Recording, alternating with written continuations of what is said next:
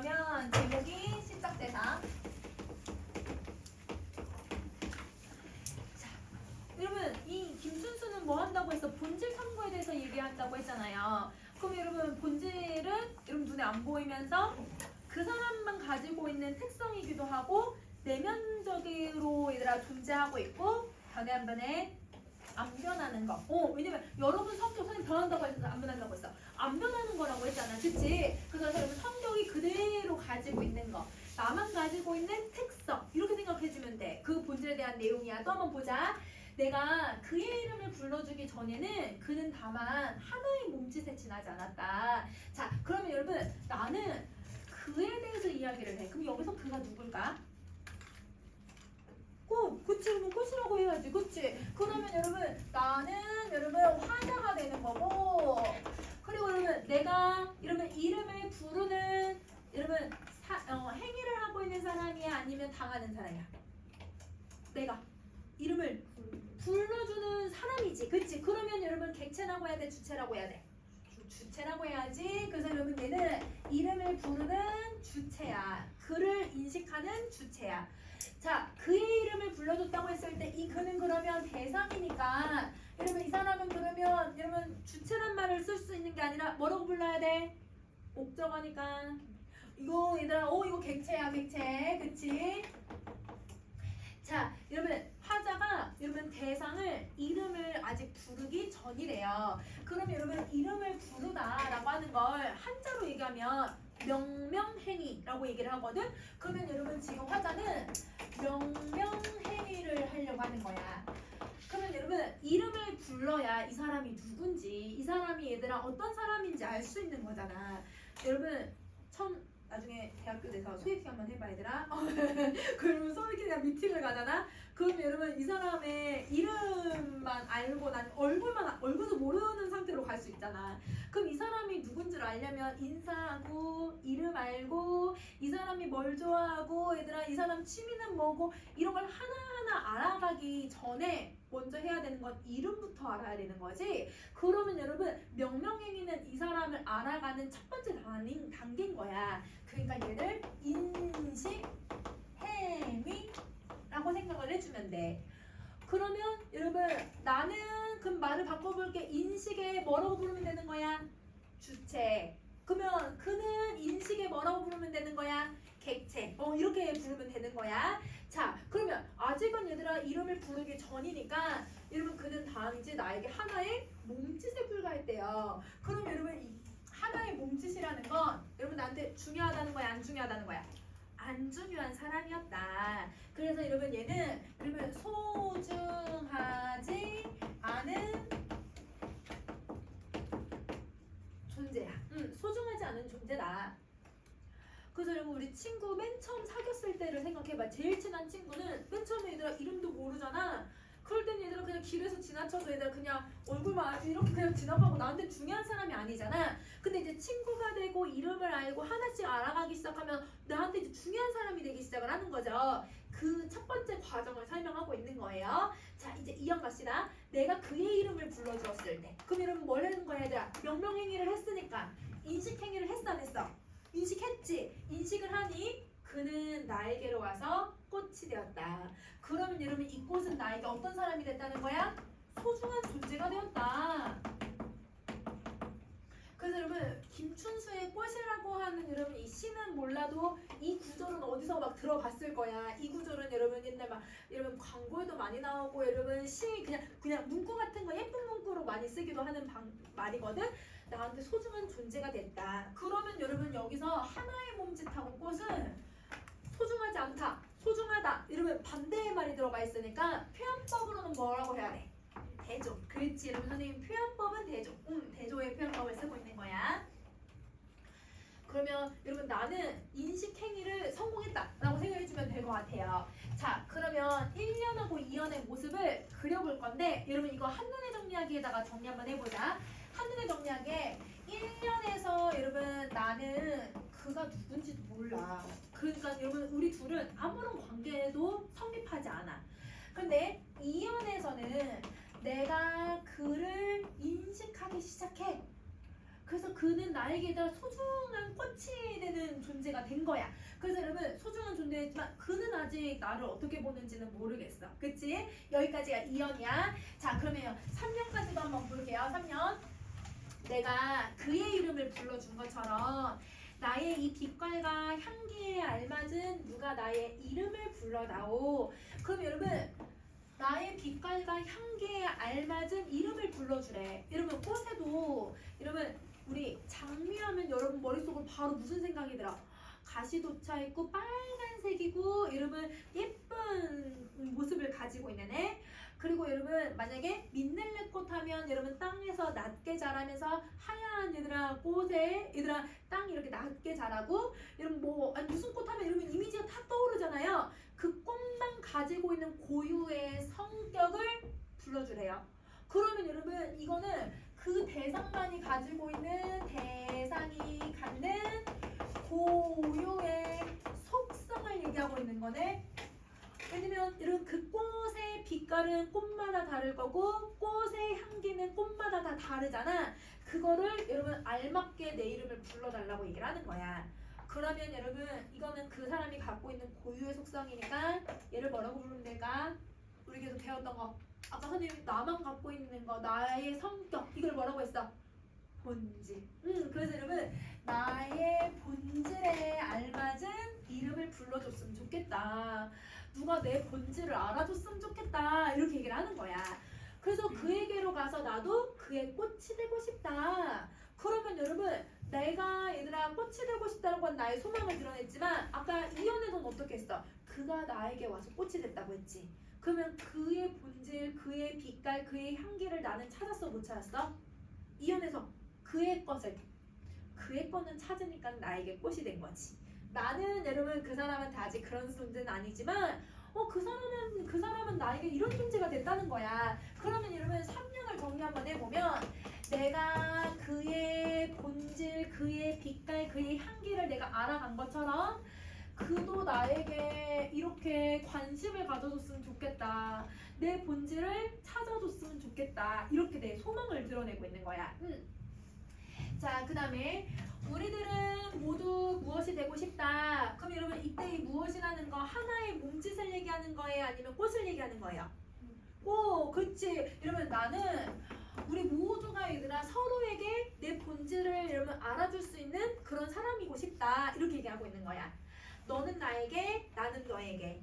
잊혀지지 않는 하나의 눈짓이 되고 싶다. 그럼 여러분 이 하나의 눈짓도 누구랑 의미가 똑같은 거야? 무엇, 꽃이랑 똑같은 말이 돼야 되는 거지? 그러면 여러분 사연은 나와 그라는 말을 쓰기 전에 여러분 맨 첫 번째 얘들아 누구라는 말이 먼저 나왔어요? 우리라는 말이 먼저 나왔네요. 그럼 우리는 나와 너를 합쳐놓은 걸 우리라고 표현을 하는 거잖아. 그러면 여러분 내가 너를 인식한 것처럼 너도 나에게 그런 인식이 되는 그런 존재가 되고 싶다. 이렇게 얘기를 하고 있는 거야. 그러면 여러분 지금 화자는 서로가 여러분 서로의 마음을 인식하는 과정을 보여주고 있다라고 생각해주면 돼. 그리고 그 서로의 빛깔과 향기는 서로 고유가 가지고 있는 본질을 찾아내고 있다라고 생각을 해주면 돼. 근데 여러분 꽃을 위한 서시에서는 얘들아 본질 찾았어 못 찾았어? 이거 못 찾았지? 근데 여러분 꽃은 본질을 찾았어요. 왜냐면 빛깔과 향기에 알맞은 이름을 붙여줬잖아요.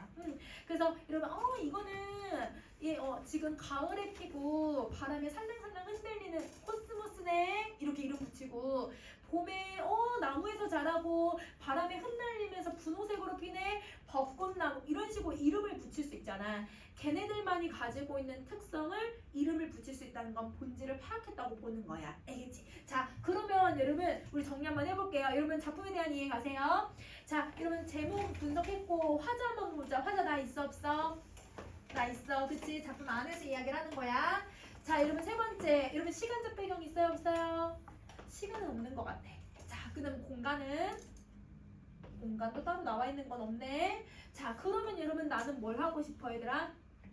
난 뭐 하고 있어? 이름을 부르고 있는 거지. 그치? 그럼 여러분 나는 그의 이름을 명령행위를 하고 있는 중이야. 자, 이 명명행위를 하다 보니까 여러분 내가 뭘 하고 싶어? 뭐뭐 하고 싶다. 뭐뭐 하고 싶다가 나왔잖아. 그럼 무슨 태도 나와야 돼? 소망. 그렇지. 자, 근데 여러분 내가 이 소망을 이루려면 내가 계속 그에게 이름을 뭐 해줘야 될까? 불러줘야 내 소원이 이루어질 수 있어. 그럼 내가 뭔가를 계속 하네. 그러면 여러분 뭔가를 계속 하고 있다는 건 여러분 무슨 태도도 같이 나와야 돼? 의지 같이 나와야 돼. 여러분 소망이 나오면 무조건 의지 같이 나와야 돼. 왜냐면 내가 얘들아 행동을 안 하고선 그 소망이 이루어질 수는 없거든. 소망을 이루려면 뭔가를 해야지. 그치? 그거를 의지로 표현을 하는 거야. 알겠죠? 의지하고 있어요. 그리고 더더구나 뭐뭐 하고 싶다. 뭐뭐 하고 싶다. 뭐뭐 하고 싶다. 너무 간절하게 바라고 있는 거잖아. 그러니까 여러분 화자의 간절함을 여러분 뭐뭐 하고 싶다를 반복해서 드러내고 있는 거야. 자, 그러면 여러분 이 글의 주제 나오네. 여러분 이 글의 주제는 본질을 여러분 본질을 찾고 싶은 소망을 드러내고 있다. 이렇게 생각해 주면 되는 거지. 자, 그러면 여러분 작품에 대한 내용 정리했으니까 우리 이제 중요 표현법을 한번 정리해 볼게요. 여러분 표현법 어떤 걸 정리 한번 해보냐면 여기서 저 아까 이제 한눈에 정리하기 저거 요거 그렸잖아요. 요거에 대한 개념을 정리 한번 해볼 거예요. 요거 뭐냐면 점점 화자가 이제 맨 처음에는 아무것도 인식 안 했다가 나만 인식했다가 이 사람도 인식해주길 바라면서 우리 둘 다 인식을 하는 과정을 드러내잖아. 점점 내용이 확대되고 있다는 축소돼? 확대되지. 그치? 그러면 여러분 여기서는 뭐가 쓰이는 거냐면 점층이라고 하는 개념을 쓰고 있는 거네. 그래서 여러분 우리 점층을 한번 정리 한번 해볼 거야. 자, 여러분 점층은 두 가지 방식이 있어. 우선은 여러분 표현법으로 먼저 한번 보면 표현법은 여러분 어떤 형식으로 들어가야 되냐면 선생님 두 가지로 우선은 좀 나눠서 설명을 할게. 표현법은 자 여러분 이렇게 문장이 점점 길어져요. 눈은 살아있다. 떨어지는 눈은 살아있다. 그럼 여러분 선생님이 눈은 살아있다를 반복하면서 뭐를 더 추가했냐면 떨어지는 이 말 더 추가했지. 마당 위에 떨어지는 눈은 살아있다. 여러분 떨어지는 눈은 살아있다 반복하면서 마당 위에 더 추가하지. 말을 점점 늘리고 있지. 이게 점층법. 말을 늘리는 점층법. 이게 있고 근데 반대로 말이 이렇게 줄어드는 경우도 있겠다. 말이 줄어드는 거는 점층이라고는 하지 않고 우리 뭐라고 하냐면 점강법이라고 얘기를 해. 그래서 여러분 점층과 점강을 일반적으로는 좀 점층을 다 포괄해서 설명하긴 하지만 엄밀히 얘기하면 점층, 점강으로 나눌 수 있어야지. 자, 그 다음에 이제 두 번째는 시상 전개 방식에서도 여러분 점층을 써요. 그 시상 전개 방식에서는 어떤 방식을 쓰냐면 요거 여러분 우리 음악 시간에 요거 무슨 표시야? 점점 세게 이런 뜻을 갖고 있잖아. 그럼 여러분 점점 세게라는 건 나의 인식이나 여러분 아니면 나의 여러분 정서나 아니면 상황이 점점 고조되는 양상이 드러날 때도 점층적인 인식이라고 표현을 해. 그러면 여러분 이 작품은 점점 서로에 대한 인식이나 본질을 찾아가는 게 확대되고 있으니까 그러면 점층적 인식이라고 하는 시상전개 방식을 사용하고 있다. 이렇게 생각해주면 되는 거지. 자, 그 다음에 여러분 이 작품은 여러분 이 태도를 잘 드러내고 이 간절한 어조를 만들어내기 위해서 무슨 표현법을 쓰냐면 뭐뭐 하고 싶다 계속 뭐 했어 얘들아? 반복을 시켰어. 근데 여러분 단순히 반복만 한 게 아니라 나는 너에게 너는 나에게 조금 바꾸면서 반복을 해. 이걸 뭐라고 해요? 바꾸면서 변주. 그렇지, 우리 저번 시간에 배웠던 변주야. 그래서 여러분 반복과 변주가 어조와 내 태도를 드러낸다. 이렇게 생각해주면 되는 거야. 그러면 여러분 이 꽃에 대한 내용은 다 정리를 했지. 자, 그러면 여기까지 정리하고 여러분 33쪽에 있는 이 시는 여러분 부모님에 대한 시야. 그 여러분 이게 얘들아 선생님 재수할 때 모의고사에 나온 거야. 출제가 된 거야. 시험 1교시에 보고 있는데 얘들아 다 그러니까 학원에서 애들 이제 시험을 보고 있는데 아니면 학교 가서 시험을 보잖아. 나 선생님 학교 가서 시험을 봤거든. 6월 모의고사 이렇게 보고 있는데 애들 다 울기 시작하는 거야. 이 시간에 읽으면서 애들 안 그래도 내가 재수하면서 힘들잖아. 마음이 심적으로 너무 약해 있는 상태에서 막 얘들아 이 시 보면서 이러면 애들 막 울면서 수업을 듣는 거야. 나도 울면서 이러면서 막 문제 풀었거든. 한번 읽어봐 얘들아. 근데 여러분 스며드는 것은 아마 여러분이 알 수도 있을 거야. 이러면서 한번 보시고. 여러분 60년대 70년대는 다음 시간에 좀 하고요. 선생님이 이제 고전 시간에 좀 들어갈 거예요. 그래서 여러분 우리 44쪽에 고전 시간을 가보자. 44쪽.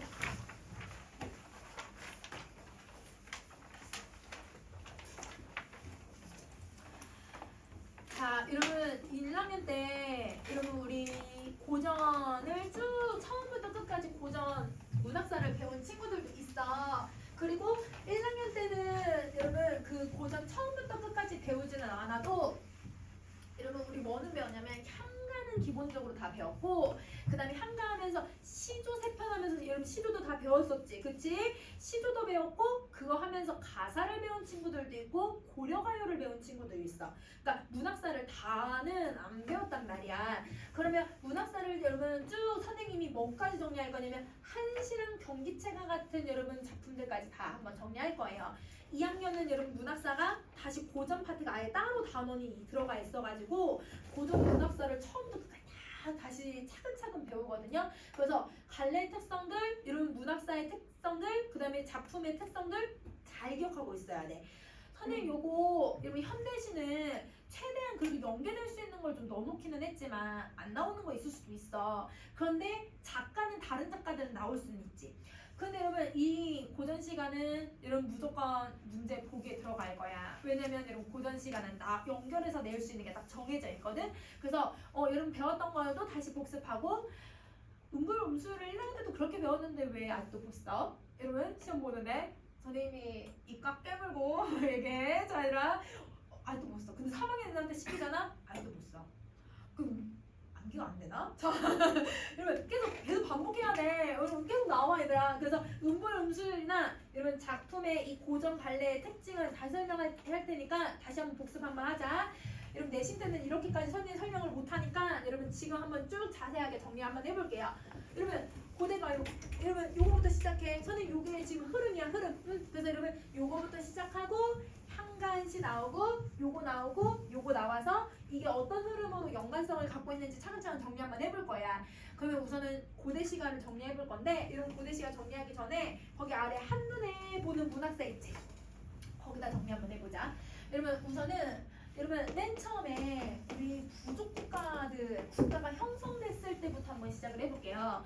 자 여러분 국가가 형성되기 전에 이렇게 부족의 형태, 완전 국가라고 하긴 애매하고 일단 사람들이 이제 모여서 집단활동을 하는 시기가 되는 거잖아. 이 집단활동이 됐을 때 이때 왕이 하는 역할이 정치 말고 뭐도 더 해? 제사장의 역할도 더 하지. 그러니까 여러분 이 시기를 무슨 사회라고 해요? 재정 일치사회라고 하죠. 그쵸? 이러면 재정이 일치되는 사회는 왕 자체가 아니라 무슨 역할을 하냐면 이 부족을 이끌어야 되기 때문에 사냥도 부족끼리 다 같이 나가서 합심해서 나가서 사냥을 해야 되고 수렵을 하더라도 다 같이 해야 되고 여러분 농사를 이제 조금씩 시작을 하니까 이 농사도 잘 되게 해주세요. 얘들아 기원도 해야 되고 그리고 여러분 정말 먹을 게 없으면 어떻게 하냐면 자기네가 좀 힘이 있으면 여러분 약탈을 해야 되잖아.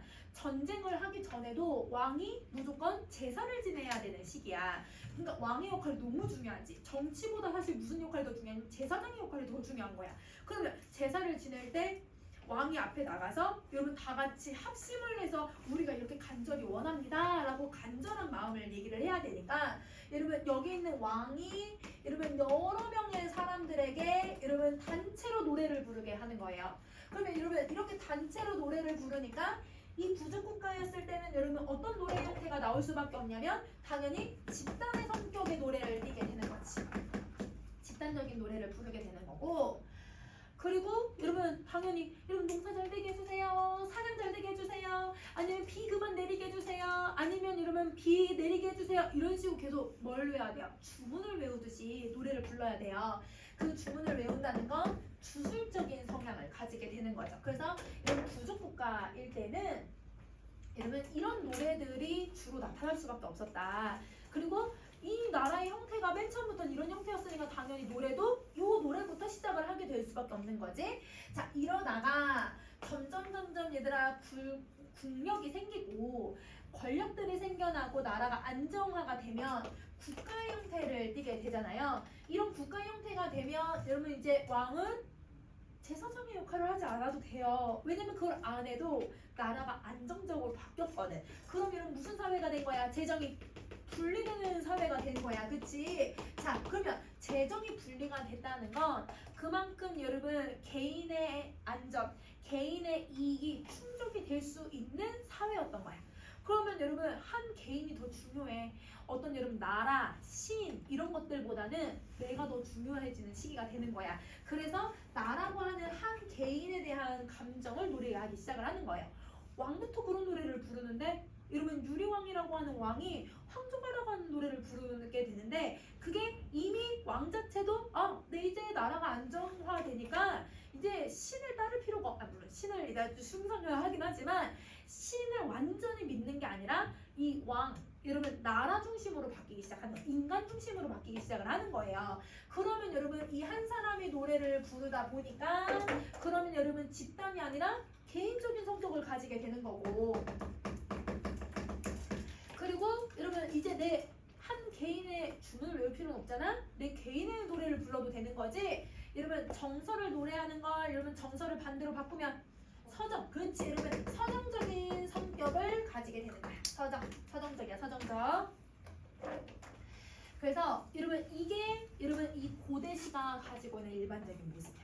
그럼 고대시가는 요 노래도 있고 요 노래도 있는데 이 노래에서 이렇게 발전을 하는 거고 근데 두 개가 섞여 있는 시기야. 왜냐면 여러분 발달한다고 해서 엄청 빠르게 발전하고 갑자기 나타나는 게 아니라 천천히 변화하거든. 왜냐면 이 시기는 천천히 변화하는 시기니까 천천히 여러분 문학이 이렇게 천천히 변화하고 천천히 변화하면서 여러분 요게 여러분 이제 공존하는 시기다. 이렇게 생각해 주면 돼. 그러면 여러분 우리 고대시가 정리 한번 해보자. 그러면 고대시가는 여러분 집단적이고 그리고 여러분 주술적인 성격에 여러분 무슨 노래가 나오는 거냐면 원시 종합 예술 형태가 나오는 거예요. 원시 종합 예술 형태. 그러니까 원시 시대 때 예술은 종합적인 형태였다. 이걸 얘기하는 거야. 그래서 점차 여러분 뭐가 되냐면 개인적인 노래에서 그 다음에 여러분 어떤 노래로 바뀌냐면 아까 서정적으로 바뀐다고 했지? 그래서 여러분 서정적인 시가로 분리 발전하면서 고대 서정가요가 나오기 시작한다. 자, 여러분 원시종합예술 한번 가볼게. 여러분 이 원시종합예술 같은 경우는 여러분 어떤 걸 예술이 종합적이라는 뜻이니까 노래랑 춤이랑 그 다음에 이야기가 분화되지 않은 형태를 말해요. 그러니까 쉽게 말하면 노래, 춤, 이야기가 같이 있는 것들, 같이 발달하고 있는 것들. 그래서 여러분 조금 이따 뒤에서 선생님이 구지가를 볼 건데 여러분 구지가 같은 경우는 여러분 구지가 노래지 노래 이 노래가 남아있고 이 구지가와 관련된 가락곡 신화가 남아있고 배경 설화 그리고 여러분 이 구지가를 부를 때 춤을 추면서 노래를 불렀대. 근데 여러분 이 춤이 지금 남아있지는 않지만 이야기는 춤을 추면서 여러분 노래를 불렀다 이렇게 남아있거든. 그러면 노래랑 춤이랑 이야기가 같이 전해져 내려오는 거. 왜 전해져 내려오냐면 같이 만들어졌으니까 이렇게 생각을 해주면 돼. 그래서 우리는 지금은 노래는 노래 따로 만들고 여러분 지금 연예인들이 노래를 부른다고 노래 만든다고 해서 그 노래에 이 노래와 관련된 배경사라가 있어 얘들아. 그 노래가 뭐에 영감을 받았는지는 있을 수는 있지만 그 노래가 만들어지는 이야기가 있는 거는 아니잖아. 이러면 지금은 이러면 노래랑 노래 이제 만들고 그 노래에 맞춰서 이러면 또 안무가가 따로 있잖아. 그 안무가 춤을 노래랑 그냥 합쳐놓는 것 뿐이잖아요. 근데 옛날에는 노래를 부르면서 춤을 그냥 그 당시에 바로 만들었던 거야. 같이 내려오는 영양 이걸 예술 형태라고 얘기하는 거야. 종합예술이라고 하는 거야. 자, 그러면 여러분 내용을 한번 봐보자. 초기에는 여러분 뭘 하냐면 당연히 집단 활동들. 그래서 여러분 집단 활동들이나 그리고 그리고 여러분 이 의식과 관련된 노동요. 그럼 여러분 의식과 관련된다는 건 선생님 저 위에도 써놨지만 여러분 제천의식. 여러분 그래서 역사 시간에 배우지 않아 얘들아? 고구려는 뭐, 얘들아 뭐 부여는 뭐 이런 식으로 여러분 제천 행사들 쭉 정리하잖아요. 그 제천 행사와 관련된 노래를 바로 원시 노래라고 하는 거예요. 노동요나 의식요 같은 집단적 서사가요가 여러분 창작이 되고요. 그러면 집단적 서사가요는 여러분 주술적인 성격을 갖고 있는 거야. 자, 그렇게 되다가 개인의 서정을 바탕을 두고 있는 개인적 서정 가요가 창작이 된다. 그래서 여러분 지금 사실은 춤이 남아있는 건 여러분 처형가라라고 하는 노래밖에는 춤이 남아있는 게 없어. 그러면 여러분 춤은 사실 기록하기가 되게 어렵잖아. 그러니까 여러분 전승되기가 되게 어려웠고, 근데 노래나 이야기는 여러분 기록을 할 수 있으니까 남아있지. 그래서 대부분의 고대 가요는 누구랑 함께 남아있냐면 대경설화랑 남아있다. 그래서 우리가 이제 배우는 고대 가요는 총 5개가 있거든 얘들아. 그 5개 모두 배경설화가 있어.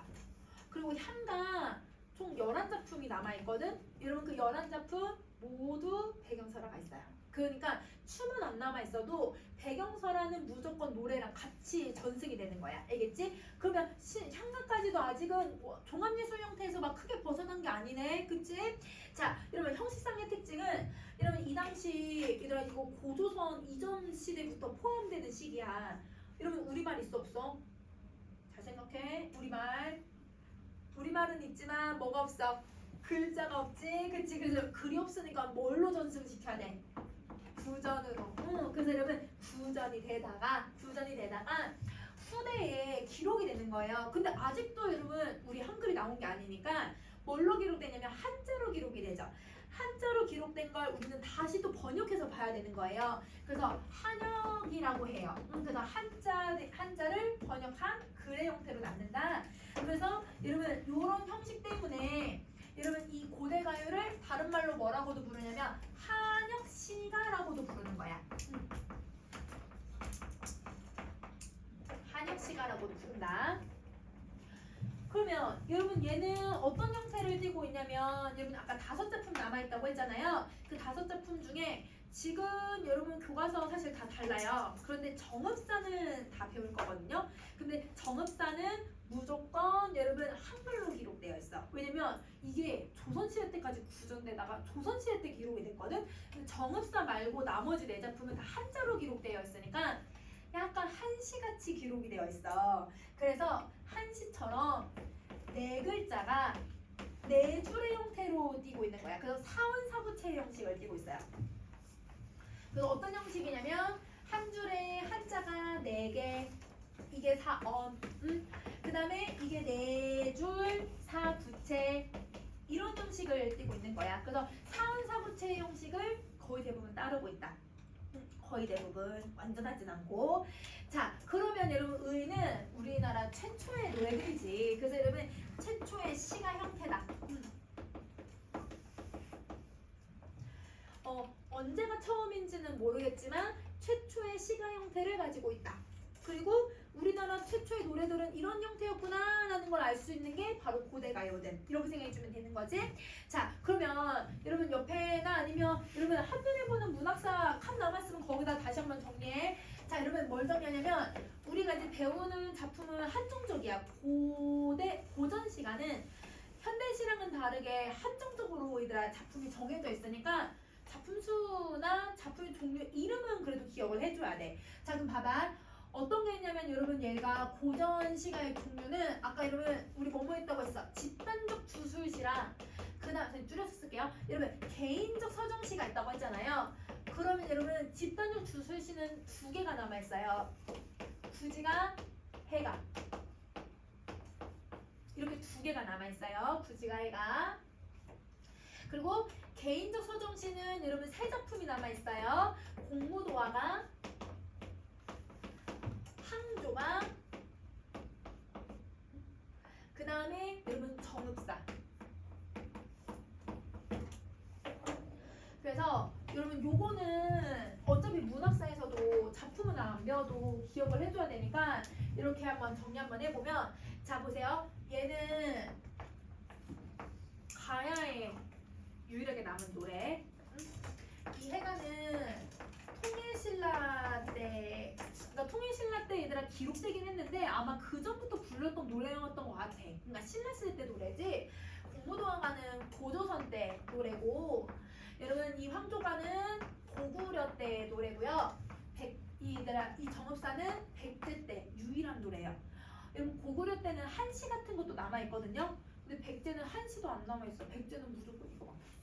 그래서 여러분 그래도 얘들아 삼국의 노래는 하나씩 그래도 어떻게 다 남아있다 얘들아 그치? 그래서 여러분 요게 여러분 이 노래들의 특징이고 얘만 뭘로 기록됐다고? 한글로 요것만 한글로 기록되어 있다.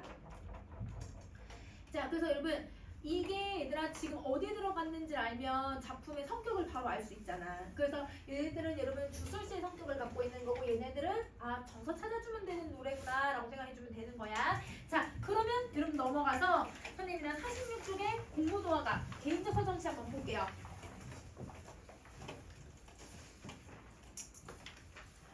자 여러분 한자 먼저 딱 봐주면 한자 어때 얘들아 딱 한 줄에 4개씩 들어가 있지. 이거를 뭐라고 한다? 4줄씩 네 줄 아니야. 한 줄에 4개씩 들어가 있지. 그러면 이걸 네 글자 들어가 있으니까 뭐라고 한다고? 사언. 그치? 4줄로 되어 있네. 그러면 얘를 사구체. 그러면 여러분 얘가 한시처럼 이렇게 쓰여져 있으니까 얘는 시성전개 방식이 한시 방식을 좀 띠고 있는 거야. 그러면 여러분 한시는 시성전개 방식이 무조건 뭐가 들어가야지? 기승전결 무조건 들어가 있어야 돼. 그래서 얘도 기승전결.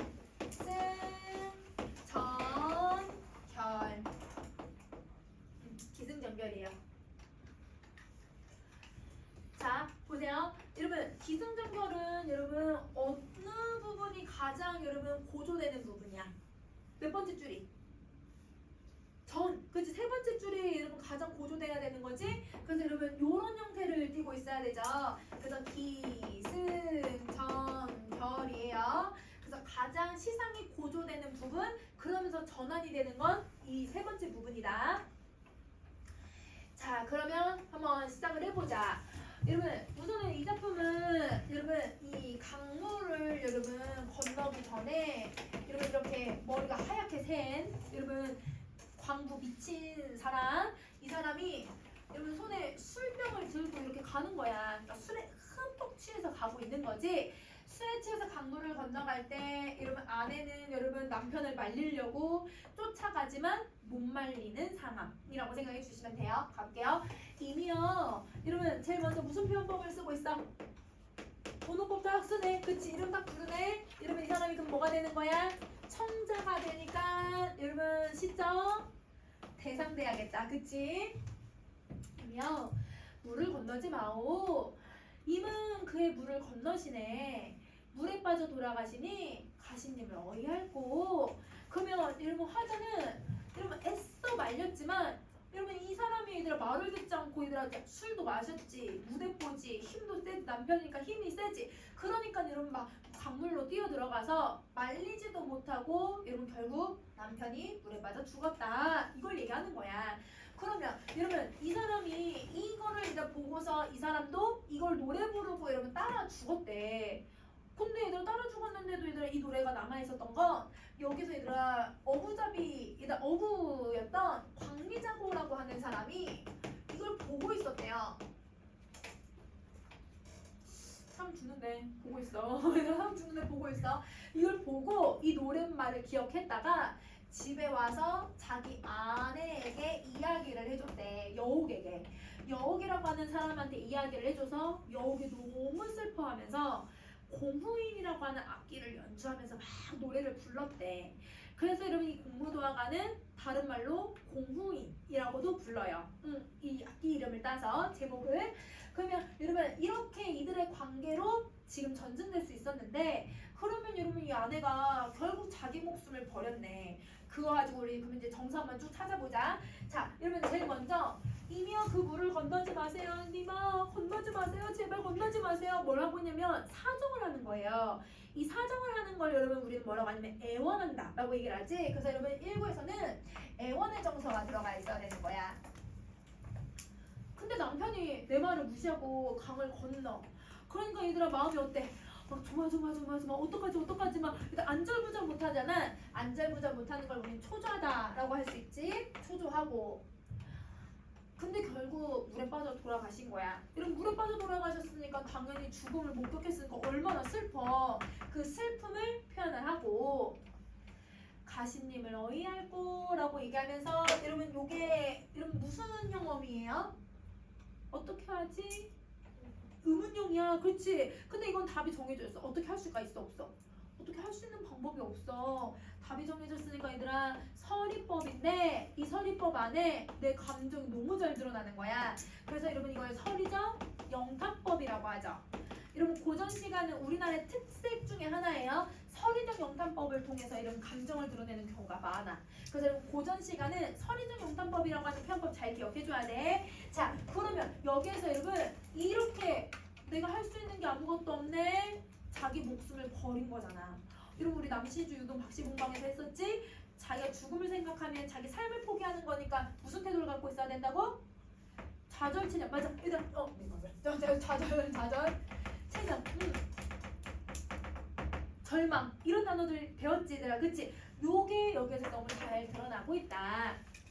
그러면 여러분 이렇게 정리를 했을 때 여러분 우리 이제 작품에 대한 이해를 한번 정리 한번 해볼게요. 자 여러분 47쪽으로 갑시다.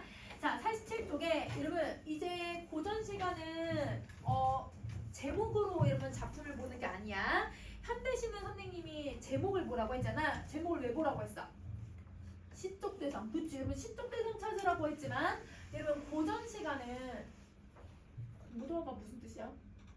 한자야 얘들아. 한자 해석하기 어려워. 그래서 선생님도 얘들아 선생님 막 사전 찾아봐야 되는 그런 한자 나올 때도 있어. 그러니까 작가 이름을 봐야 되는 거지. 그래서 여러분 작가를 한번 살펴보자. 여러분 작가가 백수강부의 아내래요. 그러면 여러분 얘는 신분이 여성이네요. 그러면 여러분 이 여성이라는 거 기억하고 그 다음에 2번에 나라는 말 있어 없어?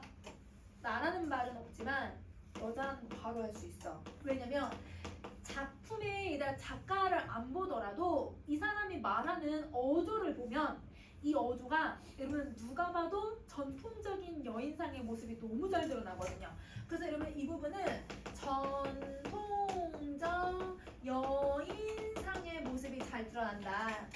자 여러분 전통적인 여인상이 어느 부분에서 잘 드러나냐면 여러분 적극적으로 나 같으면 얘들아 진짜 때려서라도 얘들한테 보겠어. 근데 여러분 적극적으로 말리는 게 아니잖아.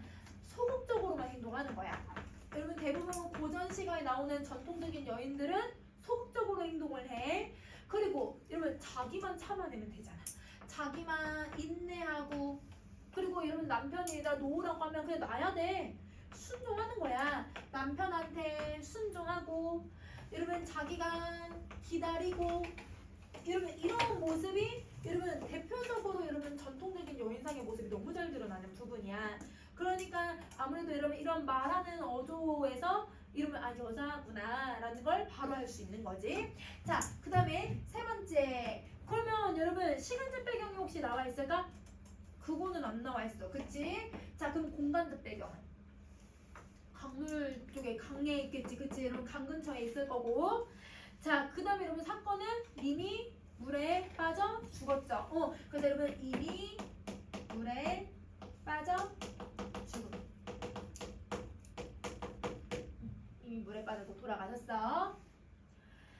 자 그러면 여러분 정서는 선생님 4개를 다 찾기는 했지만 저 정서를 한 글자로 요약할 수 있죠. 너무 사무치는 슬픔이에요. 한. 그렇지. 여러분 우리 정서 태도에서 전통적인 걸 봤을 때 여러분 이 한의 감정을 너무 잘 드러내고 있는 작품인 거야. 자 그러면 주제 바로 나오지. 이러면 나는 인가 뭘 했냐면 사별을 한 거야. 사별을 했다는 거 죽음으로 이별을 한 거잖아. 그럼 이별에 뭐라고 해주면 돼? 정한. 그렇지. 이별의 정한 너무 잘 드러난다. 자 이렇게 작품 정리했으면 그러면 여러분 우리 표현법으로 갈게요. 자, 여러분 표현법으로 가시면 물을 한번 생각해 봅시다. 물이 얘들아 1구도 들어가고 2구도 들어가고 3구도 들어갔다. 그치, 물 3번 들어가 있지. 자, 1구에서 여러분 1구, 2구, 3구. 1구에서 물은 여러분 내가 님을 말리고 있는 거야. 물에 건너가지 마세요. 혹시 잘못되면 어떡해요? 이러면서 걱정을 하는데, 근데 여러분 걱정을 하는 이유는 이 백수강수의 아내가 백수강구를 뭐 하기 때문이냐면 좋아하고 사랑하기 때문에 걱정하는 거야.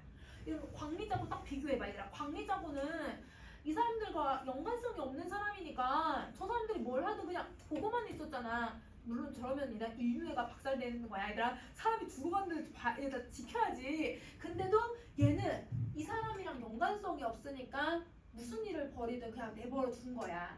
근데 이 아내는 이 사람을 너무 사랑하고 너무 좋아하니까 잘못되면 안 되고 걱정이 되니까 말리고 있는 거지. 그러면 이 물은 이 여성의 마음을 대신하는 거라고 생각해주면 돼. 사랑의 감정을 나타내주는 거야. 그래서 여러분 우리 대부분 옛날에 여러분 아니면 지금도 여러분 우리 말에서 감정이 메마르다, 감정이 충만하다라는 단어는 다 물에서 온 말이야. 물이 메마르다, 물이 충만하다 이런 표현들. 그러면 여러분 감정을 사랑이라는 감정을 내가 물이라고 표현을 하는 이유는 물에 이런 사랑의 감정이 담겨져 있다고 옛날 사람들은 생각을 했던 거지. 자, 그 다음에 두 번째는 여러분 이 물 때문에 님과 내가 점점 거리가 좁혀져 아니면 멀어져? 멀어지지. 그러니까 여러분 이 물은 나와 님을 이별하게 만드는 원인이 되는 거.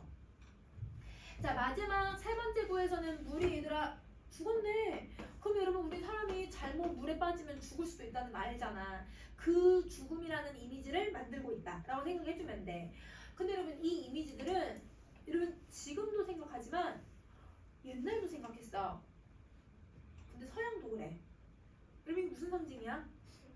원형적 상징이야. 맞아. 그래서 여러분 얘는 지금 원형적 상징을 두드러지게 쓰고 있는 거야. 그래서 이 물에서는 원형적 상징을 쓰고 있다. 이렇게 생각해 주시면 되고요. 자, 여러분 거기 중요 표현법의 의 한 번 더 갈게요. 자, 여러분 이 작품의 의는 첫 번째 가장 오래된 노래죠. 왜냐면 최초의 노래라고는 할 수는 없어. 왜냐면 전승되다가 다 없어졌을 수도 있으니까 가장 오래된 최고 여러분 예고자야 있고 여러분 최고의 여러분 우리 서정가요에 해당하고요. 그리고 여러분 이거는 집단적 주술 시에 해당해야 돼요? 개인적 서정 시에 해당해야 돼요? 개인적 서정 시죠. 왜냐면 혼자 부른 거니까. 개인적 서정 시에 두드러진 특징이 너무 잘 드러나는 작품이고. 자, 그 다음에 이런 무슨 정서가 나타나? 한해 정서가 나타나지. 가장 오래된 작품에 한해 정서가 제일 처음으로 나온 거야. 그러면 여러분 이 한해 정서의 흐름이 있는데 그 흐름의 근원이에요. 흐름의 근원을 원료라고 해요. 근원의 흐름. 그래서 여러분 흐름의 근원이 된다라고 생각해주면 돼. 이게 의야. 그러면 한해 정서의 흐름을 정리해보자. 한해 정서의 흐름은 얘들아 한눈에 정리하기 나와 해볼까 얘들아? 자, 한눈에 정리하기. 자, 여러분 한눈에 정리하기. 여러분 공무노화가 시작했죠. 이게 가장 오래된 노래에서 한해 정서 시작하죠. 여러분 뒤에는 안 넣었지만 황조가라고 하는 작품도 한해 정서를 가지고 있어요. 여러분 이러다가 여러분 고려 시대를 가면 서경별곡이라고 하는 작품이랑 그 다음에 여러분 1학년 때 가시를 배웠지. 이렇게 하면서 얘들아 이게 한해 정서가 흘러가는 거야. 자, 이러다가 여러분 이 고려 말쯤에 여러분 정지상이라고 하는 사람이 쓴 한시가 하나 있어요. 송인. 님을 떠나보내는 노래라고 해서 송인. 여러분 이 송인도 2학년 때 배우는 한시. 요 송인을 부르고 그 다음에 조선시대 때는 엄청 많이 나오지만 대표적으로 황진이의 시조들. 그리고 여러분 우리 현대시에서 배웠죠. 민족주의 시면서 여러분 전통을 잘 계승하면서 여러분 이별에 대해서 부재에 대해서 얘기하는 작가가 누구야? 한 명밖에 없잖아.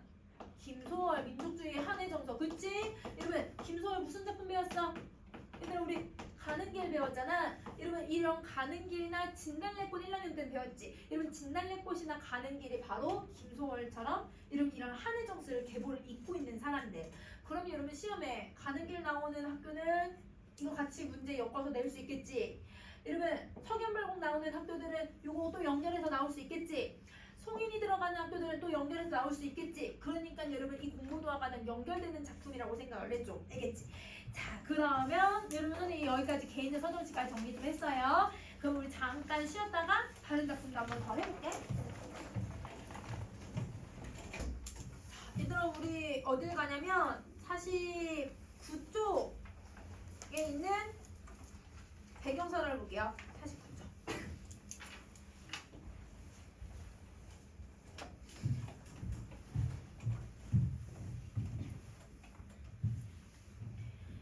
여러분 49쪽 배경설화가 여러분 이제 보면서 이 작품이 어떤 성격을 가지고 있는지 조금 정리 한번 해볼게. 자, 우선은 어느 마을 북쪽에 있는 구지봉, 이런 구지봉이 여러분 이렇게 거북이 모양처럼 생긴 봉우리, 거북이 모양처럼 생긴 봉우리에서 어느 날 이상한 소리가 났다. 그 소리는 이곳에 곧 왕이 내려오리라고 하는 계시를 내렸다. 이에 수많은 군중이, 여러분 수많은 사람이 모였대. 그럼 이 사람들이 노래를 부르고 있으니까 개인적이야, 집단적이야? 집단적인 성격을 갖고 있는 거야. 자, 훗날 가랑국의 임금이 된 수로왕을 맞이하기 위해서 구지봉에 모여서 흙을 파서 모으고 춤을 추면서 일단 춤을 추고 노래 부르면서 이 설화를 남긴 거예요. 그러면 여러분 이게 원시 종합예술 형태를 가지고 있는 작품인 거네. 자, 그러면 여러분 이 노래를 어떤 노래를 불렀는지 정리 한번 해보자. 자, 그럼 이제 48쪽을 와봐. 자, 여러분 48쪽에 여러분 얘도 한자가 한 줄에 몇 개씩 들어가 있어요? 4개씩 들어가죠? 그럼 4개씩 들어가니까 뭐라고 부른다고? 사언. 그렇지. 그 다음에 여러분 총 4줄로 되어 있으니까 사부채. 그렇지. 그러면 여기서 여러분 얘 한자로 쓰여져 있고 한시 형태를 갖고 있으니까 뭐라고 부르면 되는 거야? 기승전결의 시상전개 방식을 가지고 있다. 이거 그냥 바로 나와주면 돼.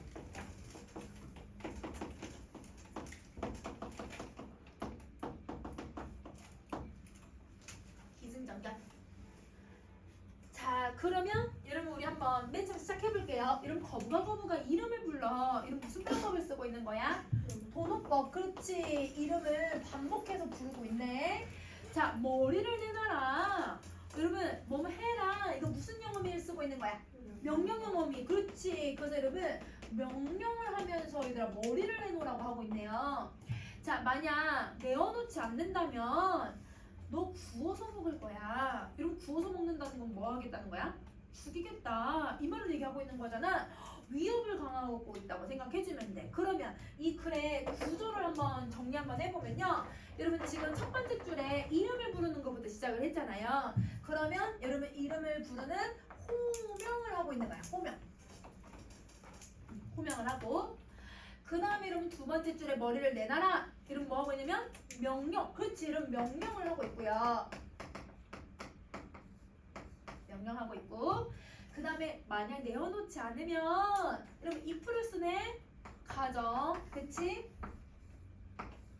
널 구워 먹을 거야. 위협과 협박을 하고 있는 거야. 그래서 선생님 협박이라고 할게. 그러면 여러분 이게 선생님 지금 분홍색으로 쓴 이게 주술시의 구조예요. 여러분 주술시의 구조라는 건 주술시의 성격을 가지고 있는 작품들은 무조건 이 성격을 띈다. 이렇게 생각해 주면 되거든. 그래서 얘가 주술시의 구조. 그래서 여러분 우리가 이제 주술시가 아까 뭐가 있었냐면 여러분 구지가도 있었고 해가도 있다고 했었거든. 해가도 이런 형식을 가지고 있어.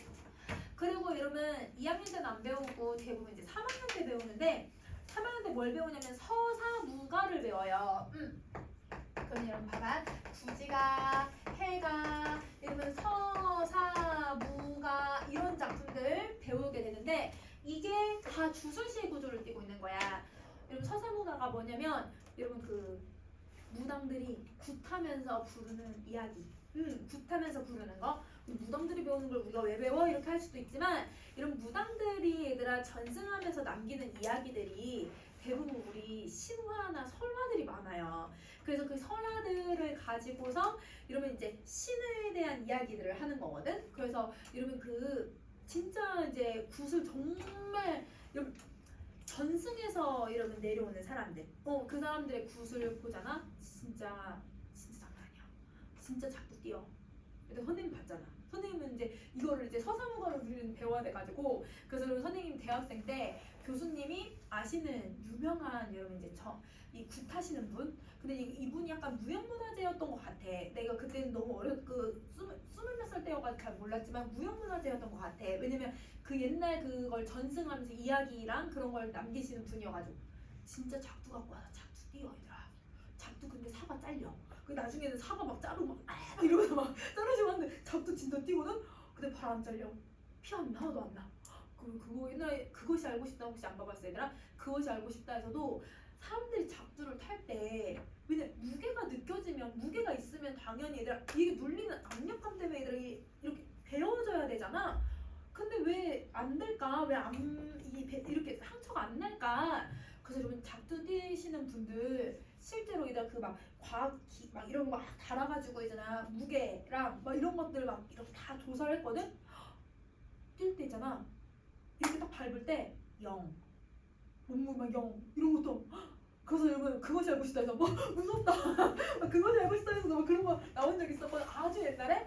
그래서 여러분 그건 알 수 없는 약간 뭔가 미신적인 부분도 있을 수도 있겠지만 약간 이제 옛날에 이제 전승되고 있는 어떤 이런 무속신앙에 대한 내용이지 우리 이제 무속신앙은 옛것이니까 버려야 되는 이런 나쁜 부분들도 있지만 우리의 전통을 계속 이어가고 있는 부분들도 있어서 사실은 여러분 그 신관계에 나오는 여러분 이제 영화 주민 때문에 나락이 가긴 했지만 여러분 그 영화에 나오는 강림도령 제주도 이 서사무가에 있는 이야기야. 그게 우리나라 설화야. 그래서 그 설화를 모아서 그걸로 이제 웹툰 만들고 웹툰 만들어서 영화 만든 거거든. 그래서 여러분 여기에 이런 굿하는 내용들 보면 굿하는 내용 모조의 순서가 얘들아 귀신을 먼저 불러. 귀신을 부르고 나서 귀신들한테 여러분 뭘 하냐면 귀신님 제발 이 몸에서 나가주세요. 아니면 여러분 이 터에서 얘들아 뭐 마음을 좀 푸세요. 막 이런 식으로 얘들아 부탁하는 게 아니라 꺼져. 나가라. 뭐 이런 식으로 완전 명령을 해버려. 강하게 명령하고 위협하는 방식을 사용해서 오히려 이게 설득하는 방법이 되는 거야. 그래서 여러분 여기서는 주술시는 여러분 기본적으로 강한 어조를 사용을 해서 직설적으로 얘기를 해서 오히려 자기가 얻으려고 하는 걸 설득하는 말하기 방식을 쓰고 있다. 이렇게 생각을 해줘야 돼. 모든 주술시 구조는 이제 현대시에도 쓰여. 선생님 이번 시험에 낼 거야. 그래서 여러분 찾아내는 거 낼 거야. 그럼 어떻게 찾으면 돼? 이름 부르는 거 먼저 찾고 너 뭐 하고 있는 거 찾으면 돼 얘들아. 명령하고 있는 부분 찾고 그 다음에 뭐 찾으면 돼? 가정하고 있는 거 찾고 그 다음에 맨 마지막에 얘들아 협박하는 얘들아 좀 강하게 얘기하는 거 찾으면 되겠지. 그래서 여러분 이 구조 잘 기억해줘야 돼. 현대시에도 쓰여요. 자 그러면 여러분 옆으로 가서 여러분 우리 49 쪽에 작품에 대한 이해 한번 가보자. 여러분 작가를 보면 작가가 구간이라고 되어 있어. 근데 이 구간이 뭐냐면 여러분 9명의 신하를 구간이라고 표현을 하는 거야. 그러면 9명의 신하니까 여러분 제목 자체에 이미 개인이야 집단이야? 집단의 말이 들어가 있는 거지. 그래서 여러분 이 글은 집단적 성격을 가지고 있다. 자 여러분 화장 나 있어요 없어요? 나는 없어요. 자 그 다음에 여러분 세 번째 여러분 시간 혹시 나와 있을까? 시간 안 나왔네. 그 다음에 여러분 네 번째 이런 공간 혹시 나왔을까요? 공간도 안 나왔네요. 자 그러면 여러분 사건적 배경을 한번 정리를 해보면 사건적 배경은 여러분 뭘 하고 있어요? 거북이한테 명령하고 협박하는 중인 거야. 그래서 여러분 거북에게 명령 협박을 한다. 자 여러분 이 명령하고 협박하는 이유가 뭐 때문이야 얘들아? 머리를 주라고. 내가 원하는 걸 달라고 여러분 협박을 하는 거잖아. 원하는 걸 달라고 했더니 얘들아 배경설화에서 원하는 거 줬어 안 줬어? 하늘에서 왕 내려왔어 얘들아. 그러면 여러분 내가 바라는 바를 이룰 수 있게끔 도와달라고 하는 거네. 그러면 무슨 태도 나와야 돼? 바라는 게 나온다. 소망. 그렇지. 기원 나와야지. 그래서 여러분 소망과 기원의 태도가 들어가 있다. 자 그러면 여러분 이 글의 주제는 사실은 머리를 달라는 게 아니라 배경설화에 보면 왕이 내려오는 거잖아요. 왕의 하늘에서 내려오는 걸 강림한다라고 얘기를 해. 그래서 여러분 왕의 강림을 기원하고 있는 작품이다. 이렇게 정리해주면 되지. 자, 그러면 여러분 중요표현법으로 가서 여러분 이 글은 상징적인 의미를 한번 좀 찾아볼 거라서 여러분 상징적 의미를 정리 한번 해볼게. 자, 제일 첫 번째, 거북이 나한테 얘들 협박당하고 나한테 얘들아 명령당하는 그런 존재로 나오긴 했지만, 이렇게 명령당하고 협박당했지만 여러분 하늘에서 누굴 내려보내줬어?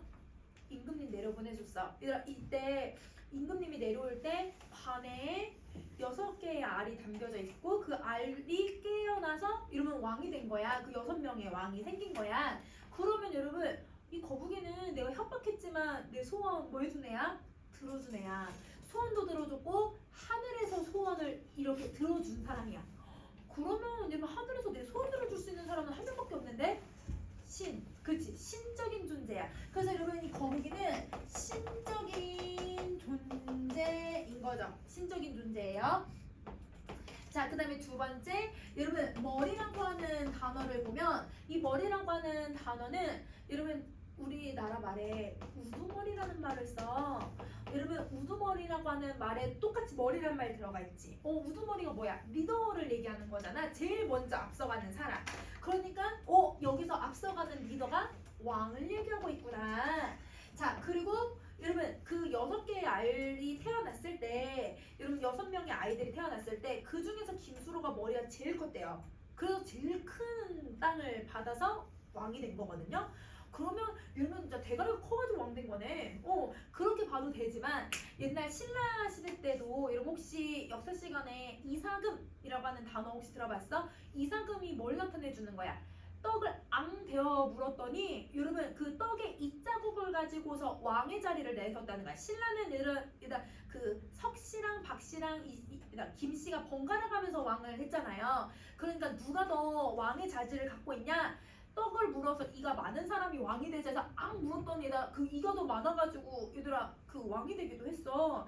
그러면 이가 많다, 머리가 크다라는 건 진짜 얘들아 어떤 외형적인 모습이라기보다는 이런 뭔가 상징적인 의미가 큰 거지. 뭔가 권력 아니면 힘이 센 사람 이런 걸 얘기하는 거야. 그래서 여러분 여기서는 그 왕의 머리가 제일 큰 김수로, 그래서 수로의 이름에는 유일하게 머리 숫자가 들어가.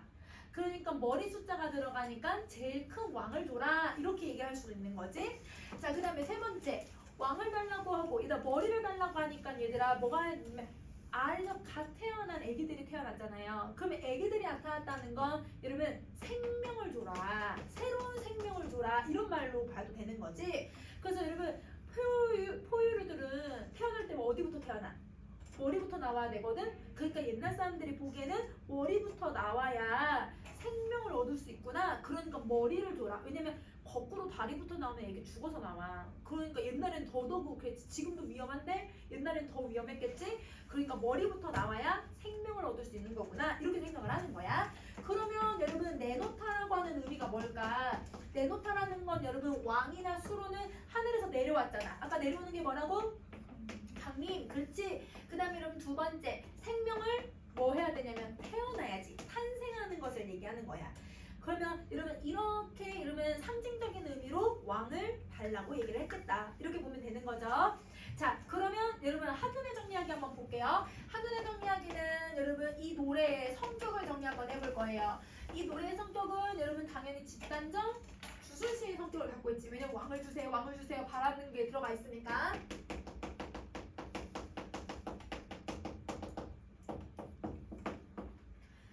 자, 근데 여러분 뭐 하면서도 노래 불렀다고 하냐면 흙을 파면서 노래를 불렀다고 했어. 흙을 판다라고 하는 건 여러분 노동을 하는 거거든. 왜냐면 옛날 사람들은 농사를 지었으니까. 그러면 얘는 농사 지을 때 불렀던 노래가 아니었을까? 여러분 노동요라고 보는 성향도 있고요. 자, 그 다음에 세 번째, 배경설화로 고려를 해본다면 신하들, 9명의 신하들이 군중들을 모아가지고 임금님을 환영하면서 부르는 노래야. 환영한다. 신하들이 환영한다. 누구를? 임금을. 임금 군자를 써서. 그래서 여러분 신하들이 환영한다. 임금을 노래. 그래서 여러분 신하들이 임금을 환영하면서 부르는 노래. 이렇게 생각해주면 되는 거야. 자, 그럼 그러면 여러분 이렇게 정리해 주시고 그러면 여러분 선생님이 지금 구지각까지 정리를 했거든. 그러면 여러분 이게 기본적으로 가지고 있는 여러분 이제 고대가요의 특징들 두 작품을 한번 살펴봤어요. 자 그러면 51쪽으로 넘어가서 여러분 향가 또 한번 보자.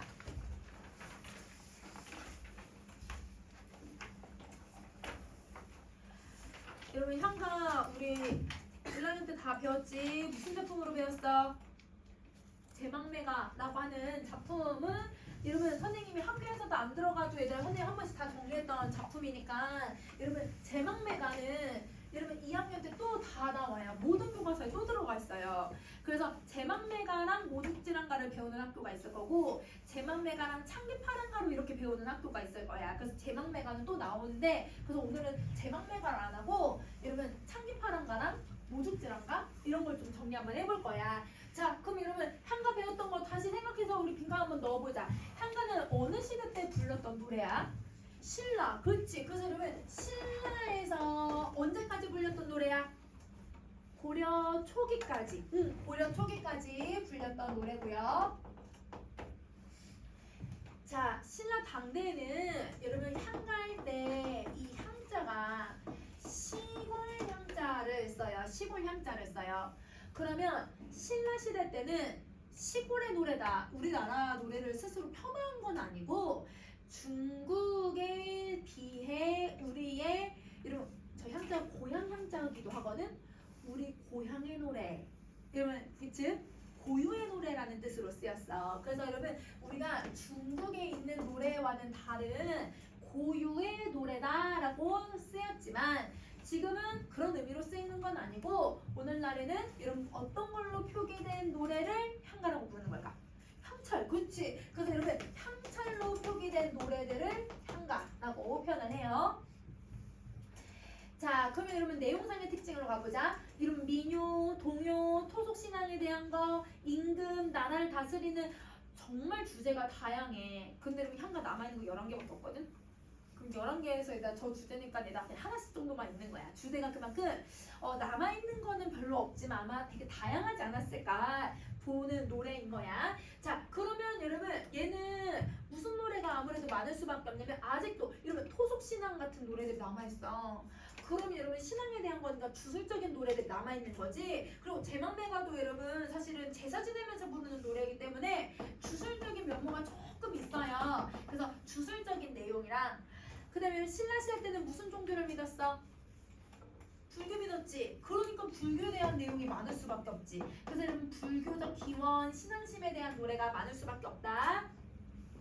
자, 여러분 이때도 아직은 원시 종합 예술 형태에서 완전히 벗어난 거는 아니니까 근데 춤은 남아있진 않아. 그러면 뭐랑 뭐랑 같이 남아있어야 돼? 노래랑 배경설화. 그렇지. 그래서 여러분 배경설화랑 같이 남아있다. 배경설화랑 같이 남아있다. 선생님 지우고 다시 얘들아 위로 올려서 쓸게. 자 그러면 형식상의 특징은 여러분 이렇게 보세요. 아까 여러분 고대가요가 몇 구체였어? 4구체지. 그게 그대로 신라시대 때까지 그대로 쓰이는 거야. 그대로 쓰이니까 얘도 4구체 향가부터 시작을 하는 거야. 왜냐면 이어받았으니까. 그러면 여러분 대부분 얘네들도 처음부터 여러분 향찰로 표기했던 건 아니고 네 줄로 되어 있으니까 대부분 구전했던 노래들이었던 거죠. 그래서 여러분 구전됐던 노래가 정착되는 방향을 쓰고 있다. 그래서 여러분 이때 서동요라고 하는 노래가 있는데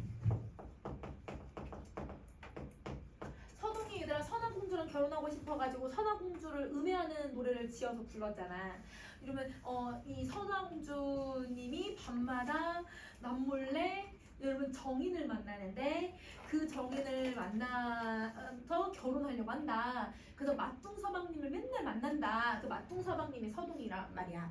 자기를 만난다고 자기랑 만나본 적도 없는데 뭐 그런 음해하는 노래를 퍼뜨리는데 누구 사이에서 퍼뜨리냐면 말을 하나씩 얘들한테 주면서 마가 약간 고구마랑도 좀 그러니까 씹히는 거 약간 고구마 같은데 끈적끈적해서 그러니까 달짝지근하면서도 하니까 애기들 이제 군것질을 할 수 있는 거지. 그거 하나씩 주면서 군것질 하나씩 주면서 노래 퍼뜨려.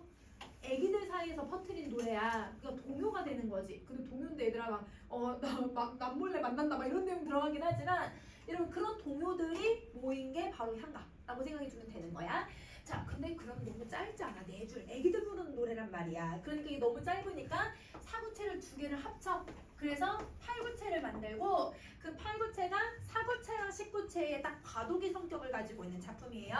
그래서 여러분 이 과도기적 성격을 가지고 있는 작품은 2개밖에 없네. 그래서 여러분 지금 남아있는 게 처용가라고 하는 작품이랑 모주지랑가라고 하는 작품만 남아있다. 이렇게 생각해주면 돼. 우리는 모주지랑가를 배울 거야 얘들아. 자, 그 다음에 여러분 여기다가 이것도 좀 뭔가 부족하다 싶으니까 2줄을 더 붙인 게 몇 구체인가요? 10구체. 그치? 그러면 이 10구체 향가는 향가에서 가장 완성된 형태라고 부르고, 여러분 이 완성된 형태를 다른 말로 뭐라고 불렀더라? 3글자. 사내가. 그렇지. 여러분 사내가. 사내가. 사내가. 말하다. 여러분 나의 번뇌를, 내 마음속에 있는 번뇌를 다 말할 수 있는 노래. 그러면 여러분 사내가의 형식은 2개밖에 없어. 19체라고 다 사내가는 아니고 제망매가 창기파랑가. 당시 신라 사람들도 창기파랑가 제일 최고의 노래다. 제망매 최고다. 이렇게 생각을 했던 노래들이야. 지금도 제망매가 창기파랑가를 제일 문학성이 뛰어나다고 얘기를 하거든. 그래서 그런 노래들을 사내가라고 불렀다. 자, 그러면 여러분 이 당시에 여러분 이 19체 향가는 맨 처음에 4구체가 만들어졌던 게 2개가 더 붙여서 거기다 또 2개가 더 붙은 거잖아. 그러니까 여러분 형식이 무조건 4구, 2구의 형식을 띠고 있어야 되는 거지. 그럼 여러분 이렇게 4, 4, 2의 형식은 여러분 3개로 나뉘었으니까 기서결 형식이 들어갔다라고 해주면 됐죠. 그쵸? 그래서 여러분 얘는 기서결이야. 기서결 형식. 자, 그러면 여러분 그 2구, 마지막 2구의 맨 앞부분에 여러분 뭐가 들어가야 돼? 낙구 들어갔어야지. 여러분 낙구는 여러분 2구 첫머리에 여러분 뭐가 들어가는 걸 낙구라고 했었어?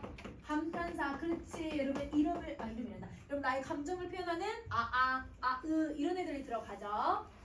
자, 그러면 여러분 다시 한번 생각해보자. 이 낙구 기능이 뭐였는지 한번 생각을 해볼게. 여러분 낙구의 기능이 뭐가 있어야 돼? 시상을 뭐 해줘?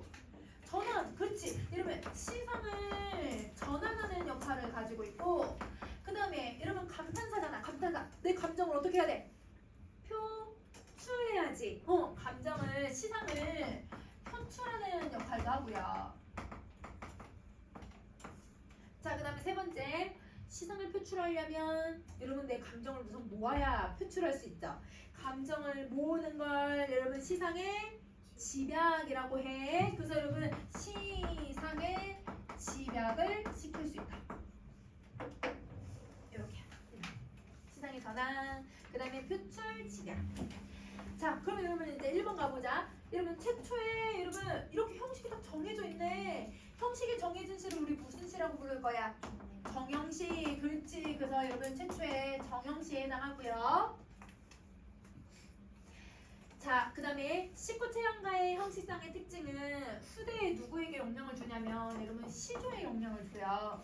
그래서 여러분 시조도 여러분 우리 초장, 중장, 동장 몇 단 구성이야? 3단. 얘도 몇 단 구성이야? 3단. 그거에 영향을 주는 거야. 그래서 여러분 나중에 정읍사도 여러분 이거는 선생님이 왜 안 했냐면 내신 때 하려고. 내신 때 하려고 하니까 정읍사, 향가, 그 다음에 여러분 시조, 연관성 다 3단 구성. 이렇게 생각해주면 돼. 자, 그럼 작가에 가자. 여러분 작가는 여러분 불교에 대한 내용이 많으니까 누구가 노래를 불러야 돼? 스님들. 그치? 선생님 승려라고 쓸게요. 승려. 그 다음에 여러분 또 멋있는 오빠들 있잖아. 화랑들.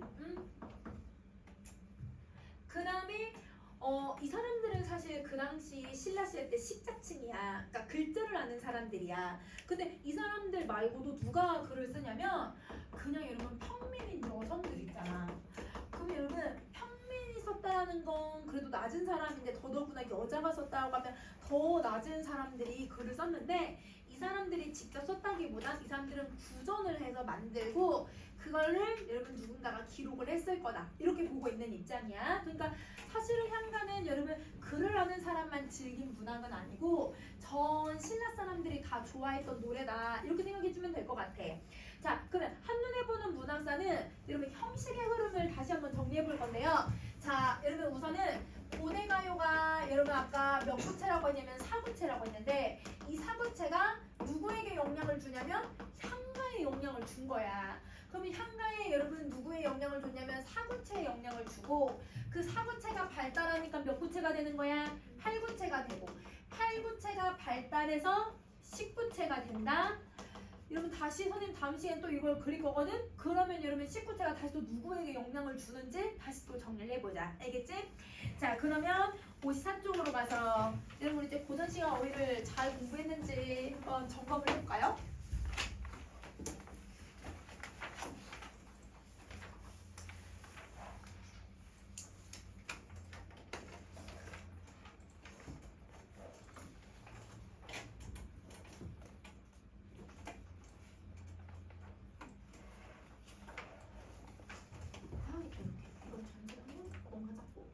아홉 개까지 하면 안 들어가고. 자, 다시. 아이씨. 그냥 봐. 자. 아니야 이거는 내가 읽는 방법을 설명해 줘야 되니까 그냥 크게 해줄게. 크게 해서 내가 올리지 뭐. 자, 여기까지만 먼저 보고. 자, 보세요. 여러분 옆에 현대풀이 있긴 해요. 최대한 보지 마세요. 보지 말고 우리 단어 배웠던 거 한번 적용을 한번 해보자. 자, 여러분 우선은 여러분 이 충담사라고 하는 작가를 선생님 좀 설명을 해야 될 것 같아. 왜 이 작품을 썼는가? 배경설화를 선생님 안 넣었거든. 그래서 이 사람이 왜 썼는지 좀 알면 이 작품을 이해하기 좀 쉬우니까 왜냐면 선생님 현대풀이를 넣어놓느라고 일단 배경설화를 안 넣어놨어. 그러면 자 우선 뭐부터 정리해보냐면 55쪽에 작가 분석을 한번 봐볼까 얘들아? 자, 여러분 여기 작가가 충담사인데요. 여러분 이렇게 사자가 들어가 있으면 무조건 스님 사자 들어가 있는 거야. 그래서 여러분 이 사자가 승려야 승려 스님. 그러면 여러분 승려들은 대부분 불교에 대한 이야기가 좀 많겠다. 그래서 불교라고 생각해도 되지만 충담사는 불교가 아니에요. 불교를 설명하지 않아요. 스님이지만 왜 아니냐면 여러분 이 충담사가 경덕왕 때 사람이야. 이 경덕왕이라고 하는 사람이 여러분 좀 이것저것 여러분 시도를 되게 많이 했었거든. 이제 뭐 이런 우리가 고유어만 쓰던 걸 한자로만 다 쓰게 만든다든지 뭔가 여러분 막 이렇게 정치적인 변혁을 막 주려고 노력을 많이 했어. 근데 호족들이 많이 생기던 시기여가지고 여러분 호족들이 생기면 사실은 여러분 호족들 지방 세력들의 힘이 세지면 당연히 어디가 힘이 약해질 수밖에 없어? 중앙. 여러분 이 왕의 권력이 약해질 수밖에 없잖아요. 그러니까 경덕왕이 다 그 시기의 왕이야. 그러니까 이것저것 이다 시도하고 개혁을 해보려고는 하지만 지방 세력이 너무 치고 올라오니까 여러분 이 왕이 그 힘을 당해낼 수가 없는 상황이었어. 그래서 여러분 이 사람이 갑자기 신하들한테 누구냐 저 길을 가다가 이러면 어떤 스님들 훌륭하신 스님들 좀 모셔와라 이렇게 얘기를 하는 거야 갑자기. 근데 옛날에는 여러분 이제 신라 시대는 이제 종교가 불교였으니까 그래서 여러분 왕의 선생님도 대부분 스님들이었거든. 그러니까 훌륭하신 스님들을 모셔서 얘들아 이렇게 안내를 했어. 근데 다 이 사람이 아니래. 그러니까 경동왕이 계속 이 사람이 아니래. 그러니까 이러면 몇 번을 얘들아 거절을 당하니까 신하들도 기분이 나쁜 거야. 그러니까 신하들도 진이 빠지지. 얘들아 제일 유명한 스님들은 다 모셔다 갖다가 드릴 순 없지. 모셔가지고 이렇게 뵈려고 안내를 드렸더니 다 아니라고 하니까 그래서 또 스님들을 막 이렇게 찾고 있는데 길에서 정말 거지꼴을 하고 있는 이러면 이제 스님들이 얘들아 이제 승복을 입고 그 위에 이렇게 뭔가 걸치는 거 있잖아요. 그게 해제돼가지고 다 낡아가지고 얘들 진짜 여러분 정말 거지 같은 스님이 스님 옷만 입었지 거지야 거지. 그 스님이 이렇게 차를 마시면서 이렇게 걸어가더래. 그러니까 이렇게 걸어가니까 에라이 모르겠다 해서 이 스님을 데리고 간 거야. 그러니까 왜냐면 아무리 뛰어난 스님을 데리고 가도 거절을 하니까 근데 이스님이 맞대. 근데 이 사람이 진짜 충동사였는데 이 사람이 정말 학식이 매우 높고 정말 불심이 매우 깊었던 사람이야. 거의 득도의 상태까지 올라간 스님이었던 거야. 그러니까 이 스님을 이제 사실 이제 겉모습이 중요하지 않았던 사람이었던 거지. 그래서 이 스님이 차 한 잔을 이제 경덕왕이랑 이렇게 마시면서 경덕왕이 자기 너무 힘들다. 이 나라를 좀 잘 다스릴 수 있는 방안을 좀 모색해 주세요. 라고 하면서 부탁을 한 거야. 그러면 충남사가 내가 노래 2수를 지어줄 테니까 너 그거대로 할 수 있겠니? 이렇게 물어본 거야. 해보겠습니다. 라고 해요. 경덕왕에게 무슨 노래를 불러주냐면 안민가라고 하는 노래를 불러줘요. 그럼 여러분 이 안민가라고 하는 노래의 제목을 보면 편안하다 할 때 미는 백성민자야. 백성을 편안하게 하는 노래라는 뜻이야. 어떻게 시작하냐면 그러면 임금은 임금답게 신하는 신하답게 백성은 백성답게 살아야 한다. 여러분 이 백성과 여러분 이 신하와 임금은 아버지와 어머니 같아서 이런 자식을 어떻게 해야 되냐면 사랑으로 보살피듯이 백성들도 어린아이 같으니까 백성들을 사랑으로 보살펴 주셔야 합니다. 그래야 백성들이 배신하지 않고 나라에서 여러분 열심히 살아가려고 노력할 것입니다. 이렇게 얘기를 하는 거야. 근데 여러분 임금은 임금답게 신하는 신하답게가 이게 공자님이 얘기한 말이거든. 그럼 여러분 우리나라 최초의 유교예요. 최초의 유교 사상을 노래하고 있는 노래예요. 그래서 나라를 다스리려면 뭐부터 해야 된다는 거야? 유교 사상을 접목을 해야 된다고 보는 거야. 그러니까 여러분 그 신라 말기 가면 화백회의나 이런 게 너무 문란해지잖아요. 그런 게 중요한 게 아니라 임금은 임금의 역할을 하고 신하는 신하의 역할을 할 수 있는 그런 역할을 만들어야 된다. 이런 개혁을 해야 된다. 아마 이런 얘기를 하려고 했던 것 같아.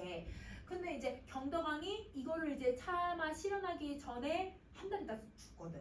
그러니까 이 노래를 해도 사실은 개혁을 못한 거지. 그 다음에 두 번째로 부른 노래가 참기파랑가예요. 우리 오늘 배울 작품이죠. 자, 여러분 이때 기파랑이라고 하는 사람에 대해서 얘기를 하는 거야. 기파랑. 그럼 여러분 자 랑자라는 말 들어가 있잖아. 나는 화랑할 때 랑자야. 그러면 기파랑이 여러분 화랑이었던 거지. 이 사람은 역사서에는 기록되진 않았는데 아마 여러분 이렇게 노래로 지어진 거 보면 그 당시에 얘들아 사람들이 입으로 얘들아 이제 이렇게 찬양하는 아주 뛰어난 약간 백성들이 좋아하는 영들 이런 사람이었을 거로 추정을 해. 약간 여러분 진짜 김유신 정도의 얘들아 사람들이 얘들아 위신이 있다고 생각하는 사람이었을 거라고 추정을 하고는 있어. 그래서 여러분 기파랑을 뭐 하는 노래냐면 예찬하는 노래야. 근데 왜 이 노래가 왜 얘들아 나라를 구제할 수 있는 방법 중에 하나였냐면 여러분 통일이 되기 전에 화랑들이 여러분 잘 이렇게 결속이 잘 되어 있었고 화랑들은 여러분 나라의 위기가 닥치면 어떻게 해서 제일 먼저 앞장서서 얘들아 전쟁터에 나갔거든. 그 어린 애들도 15살 이다 젊은 청년들이 약간 자치경찰 같은 느낌이잖아. 그러니까 왜냐면 뭔가 얘들아 임금님에게 얘들아 귀속된 거는 아닌데 이러면 왜냐면 낭도들은 여러분 화랑을 쫓아다니는 애들이거든. 약간 팬클럽 같은 느낌이야. 근데 이런 팬클럽이 얘들아 대통령 귀속하에 있는 건 아니잖아. 그것처럼 여러분 이 왕에 귀속된 거는 아니고 화랑들은 여러분 대부분 이제 뭐라고 했지? 약간 관직이 높고 여러분 신분이 높은 사람들이었으니까 그 사람들은 이런 관직에 올라가니까 임금님 밑을 따라갈 수는 있어도 낭도들은 아니잖아. 근데 여러분 화랑이 따라가면 여러분 낭도들이 따라가니까 여러분 얘네들이 결속력 있게 군대 같은 역할을 할 수 있는 거야. 그러면 누구의 힘이 세지는 거야? 왕의 힘이 세지는 거거든. 근데 이 통일신라가 지나고 나면 통일이 됐으니까 사람들이 이제 좀 약간 어떻게 될까? 이제 전쟁 안 일어나도 돼. 안일해지기 시작하겠지. 그러니까 화랑의 위신이 엄청 깎여요. 그러니까 화랑의 역할을 못하는 거야. 그러니까 화랑의 역할만 잘한다면 옛날처럼 할 수 있다면 화랑이 누굴 쫓아다닐 거야? 임금님을 쫓아다닐 거고. 그럼 낭도들은 누굴 쫓아다니? 화랑을 쫓고 임금님을 쫓아서 나라의 큰 어떤 여러분 힘이 될 수 있는 사람들이 되겠지. 그 정신을 다시 포기해야 된다고 생각을 하는 거야. 그러니까 여러분 화랑의 정신이 나라를 다시 다스릴 때 필요할 것이다. 이 충전사는 그렇게 생각했던 것 같아. 그래서 여러분 경덕왕에게 이거를 조언을 올리고 있다. 이렇게 생각해 주시면 되거든요. 그러면 여러분 이 노래는 여러분 기파랑을 예찬하면서 불렀던 노래라는 거 바로 알 수 있겠지? 근데 여러분 기파랑은 이미 죽은 후에 이 작품이 쓰여진 거거든. 그러니까 죽은 사람을 얘들아 기리면서 쓰고 있다는 것도 기억을 해주면 태도 찾아내기 좀 쉬울 것 같아. 한번 봐보자. 열침에 열어젖히며 여러분 나타난 여러분 요거는 소리내서 읽어보자. 이거 아래야 첫 번째 있으면 어떻게 읽어야 돼? 다리 그치 여러분 그러면 창문을 쫙 여니까 이렇게 창문을 딱 여니까 뭐가 딱 보이는 거야. 달이 다 보이는 거야. 그러면 여러분 창문을 열어젖히며 나타난 달이 자 여러분 첫 번째 아래하는 아로 읽기는 할 건데 아로 읽었을 땐 헨이라고 하는 단어가 없잖아요. 그럴 때는 여러분 누구로 넣냐면 으로 넣어서 읽을 거예요. 여러분 아를 넣거나 으로 넣으면 돼. 그럼 뭘로 읽을 거야? 흰 구름. 그 다음 거 그냥 쫓아. 그치 여러분 쫓아야 쫓초라고 하는 쫓아야 쫓아. 그 다음에 여러분 디귿 비읍 디귿 들어가면 여러분 디귿을 두 번 들어간 거니까 된소리를 읽어야지. 떠가는 것이 아니냐 아니더냐 이런 뜻이야. 그러면 여러분 이게 지금 화자가 여러분 누구한테 말을 건네냐면 달아 너 혹시 흰구름을 쫓아서 떠나고 있는 거니? 이렇게 물어본 거야. 그러면 여러분 원래 여러분 이 향가는 식구체 향가는 사구사구 이구가 여러분 구성이 맞아야 되잖아요. 근데 이제 이 작품은 통일신라 거의 말기쯤에 쓰인 작품이에요. 그러니까 이제 사실 형식은 여러분 항상 지켜지는 게 아니라 형식은 어떻게 해야 돼? 항상 무너지는 게 당연하거든. 그러니까 형식이 좀 깨진 거야. 3구, 5구, 2구가 나와. 그래서 여러분 이 3구가 바로 기가 되고 이 기에서 화자에 뭐가 들어가냐면 질문의 방식이 들어가는 거지. 달아, 너 흰구름을 쫓아가고 있는 거야? 이렇게 물어본 거야. 그러면 여러분 이 네 번째 줄부터 여덟 번째 줄까지가 그러면 여러분 뭐에 해당하냐면 서에 해당하는 부분이겠죠.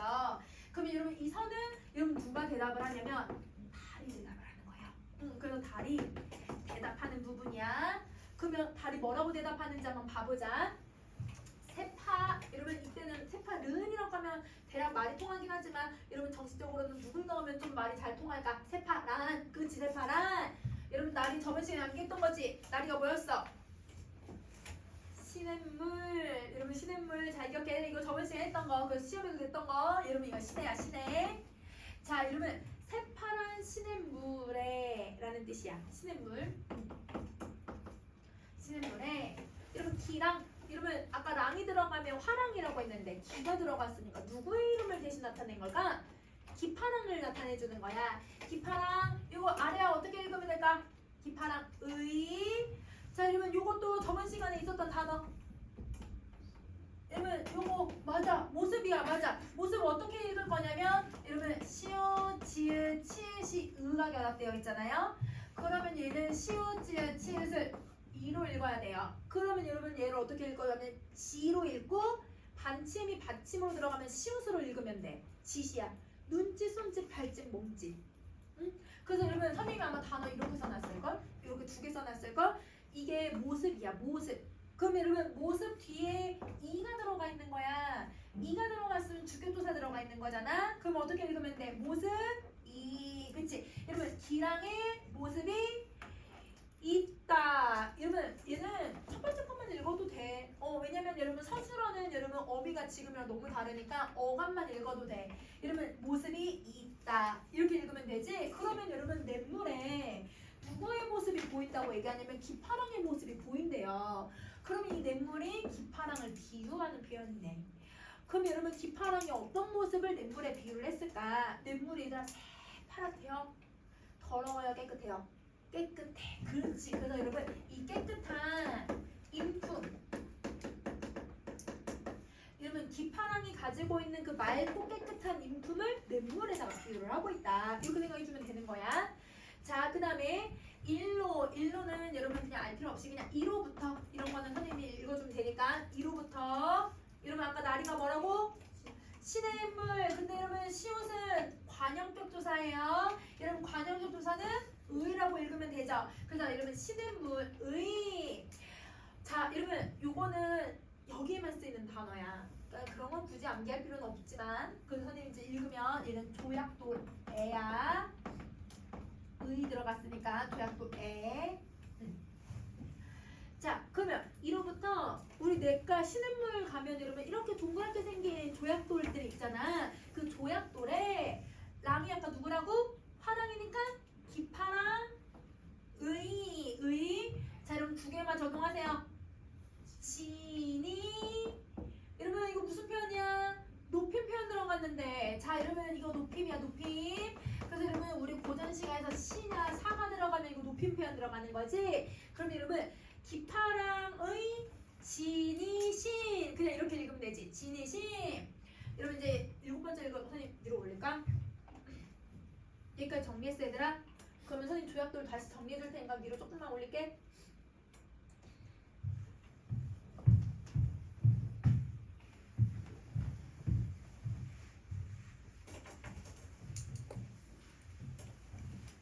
자 여러분 보세요.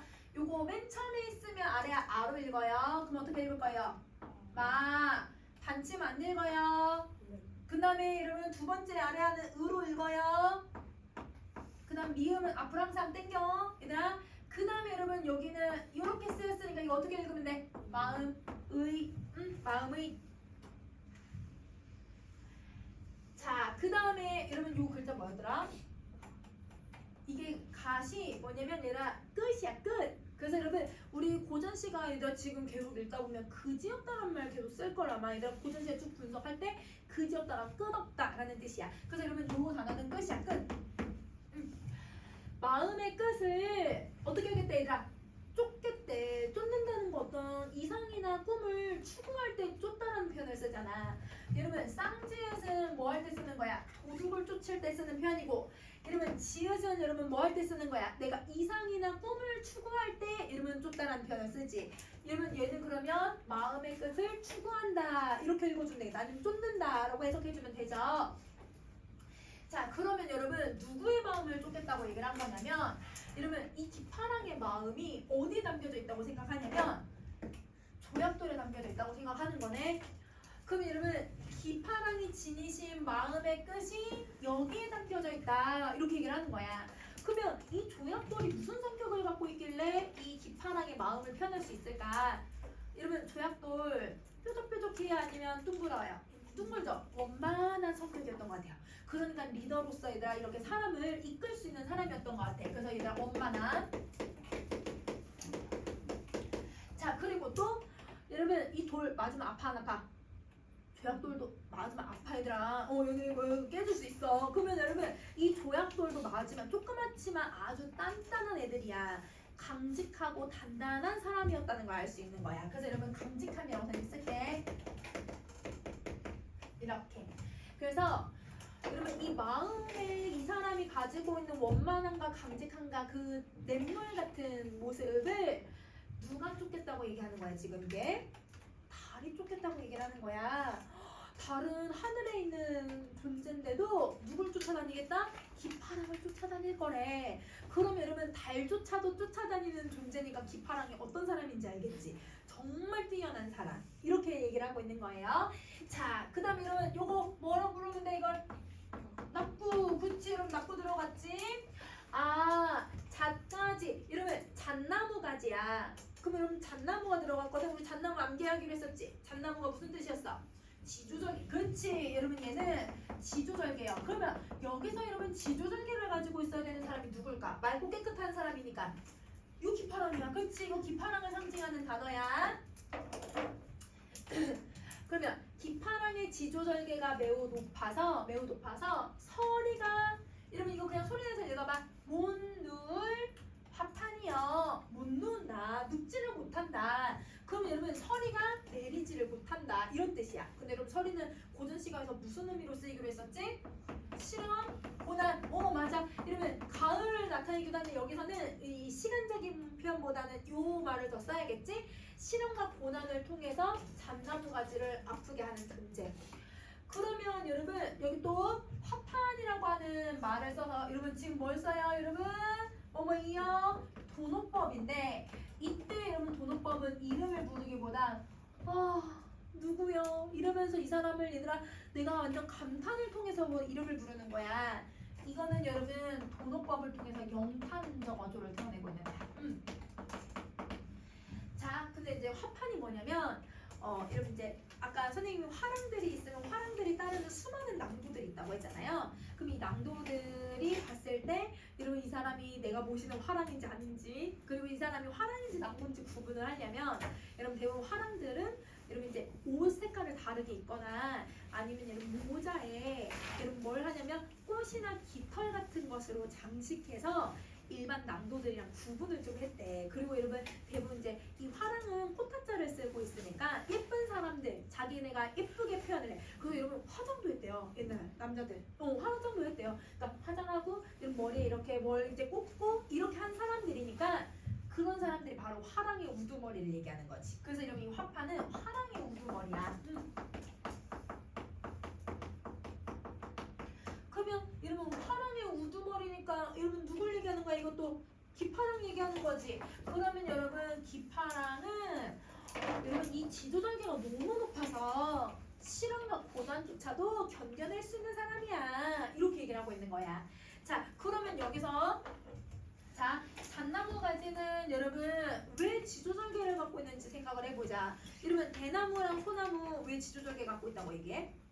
겨울에도 푸른색을 잃어버리지 않는 불변성을 가지고 있으니까 여러분 얘도 왜 지조절개냐면 겨울이어도 푸른색을 저버리지 않거든요. 얘도 얘들아 그 대나무 소나무처럼 얘들아 항상 푸른 나무야. 그러면 여러분 항상 푸르르니까 여러분 무슨 색을 가지고 있냐면 푸른색을 가지고 있는 거네. 근데 여러분 서리는 눈 같은 애니까 무슨 색을 가지고 있어야 돼? 흰색 가지고 있어야 된다? 그러면 여러분 안 그래도 여러분 잣나무랑 서리는 대조되는 단어인데 이렇게 여러분 색깔 또한 비교가 확 되니까 여기 뭐가 써야 돼요? 색채 대비. 그치. 여러분 색채 대비를 딱 쓰고 있는 거야. 자, 그러면 여러분 작품 선생님 다 해석했어. 그러면 여러분 이제 정리 한번 쭉 해볼게. 자, 여러분 이 마지막은 여러분 이제 달한테 대답을 듣고 맞아, 기파랑 정말 훌륭한 사람이지 하면서 스스로 여러분 내가 다시 한번 감탄하고 있는 작품이다. 자, 그러면 여러분 55쪽에 작품에 대한 이해 갈게요. 자, 여러분 작가는 아까 정리했으니까 화자 한번 분석해보자. 화자 나 있어 없어? 나라는 말은 없어, 그치? 자, 여러분 시간적 배경 찾아보자. 여러분 시간은 달이 떠 있으니까 밤이 돼야겠다, 그치? 그리고 나는 창문을 열어 젖힌 다음에 그 다음에 여러분 어디를 아마 갔을 거냐면 저 조약돌이 있는 곳이 어디예요? 시냇물. 그치, 여러분 시냇물 쪽에 아마 갔을 거야. 그곳을 바라보면서 아마 시를 썼었겠지? 자, 그 다음에 여러분 사건적 배경은 달을 보며 대화를 나눠요, 그쵸?